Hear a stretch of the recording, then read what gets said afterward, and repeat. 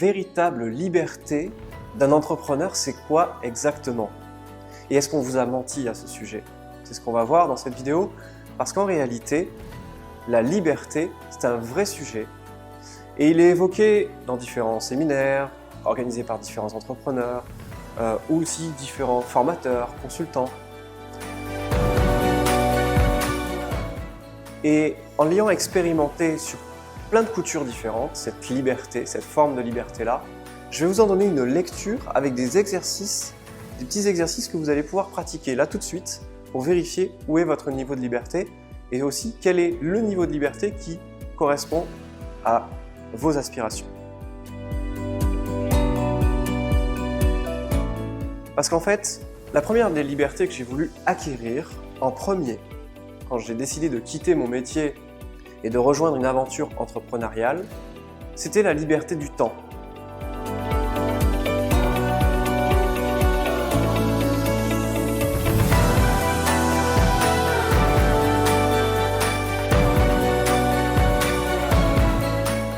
Et la plus précieuse des libertés au niveau du temps pour moi, c'était de ne pas mettre de réveil le matin. Donc de me lever librement, sans réveil, si on le met en positif.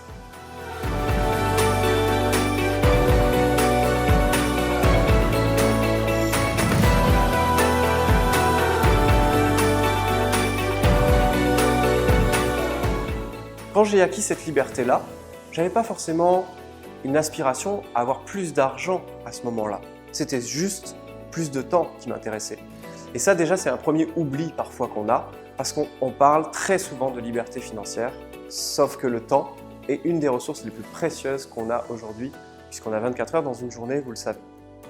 La deuxième liberté que j'ai choisi d'acquérir, c'était la liberté géographique.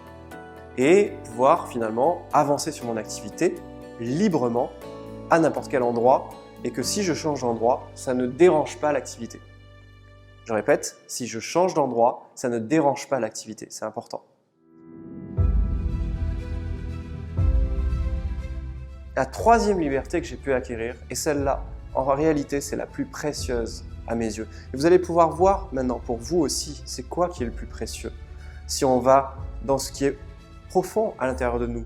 Parce que la liberté financière, finalement, c'est un élément de surface si on regarde bien.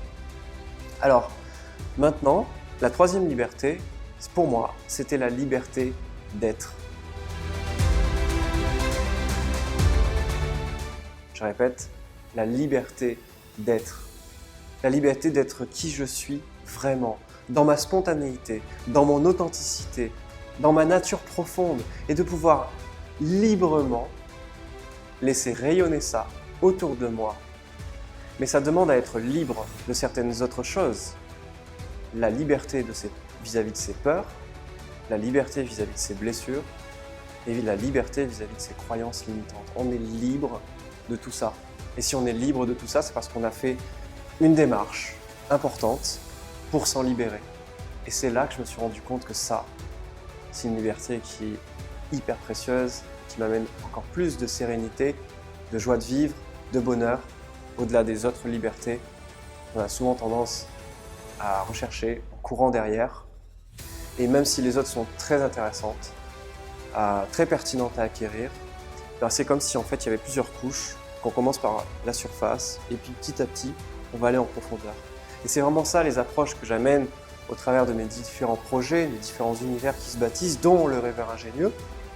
C'est comment on peut aller vraiment en profondeur et aller à l'essence de quelque chose qui est vraiment précieux et qu'on peut ensuite laisser jaillir et en faire profiter autour de soi aussi. Alors oui, un petit exercice par rapport à la liberté. Eh bien, on peut regarder en disant ok, si je m'arrête sur cette activité-là pendant une journée, qu'est-ce que ça fait? Qu'est-ce que ça génère?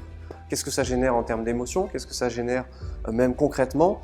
Mon équipe, si par exemple vous avez une équipe, ou alors mes clients, si vous avez des clients, qu'est-ce que ça génère? Est-ce que ça génère de la file d'attente de travail à rattraper le lendemain? C'est vraiment ça le curseur que je mesure. Si je m'arrête pendant un week-end, 2 jours, eh bien, est-ce que j'ai du travail à rattraper derrière? Ou est-ce que tout ça, eh bien, ça a pu se faire ça a pu continuer, l'activité n'a pas été dérangée. Je répète, c'est vraiment cette notion de est-ce que l'activité a été dérangée si je prends un degré de liberté. Et puis ensuite, tester sur une semaine entière. Ça a été une grosse étape pour moi. Une semaine entière où je ne fais rien dans l'activité et je vérifie si l'activité a été dérangée ou pas. Et si j'ai été dérangé ou pas, parce que parfois c'est aussi ça en réalité.